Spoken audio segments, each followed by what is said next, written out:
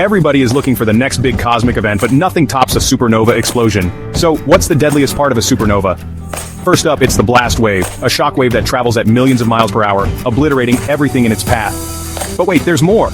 Supernovas shoot out deadly gamma rays. These rays are so powerful they can strip away a planet's atmosphere in seconds. And as if that's not enough, the explosion also hurls out cosmic rays. These high-energy particles can mess with DNA and even cause mutations. Supernovas don't just end there, they leave behind black holes or neutron stars which have gravity so strong that nothing can escape. So next time you look up at the night sky, remember, those twinkling stars can go out with a bang that's both awe-inspiring and terrifying.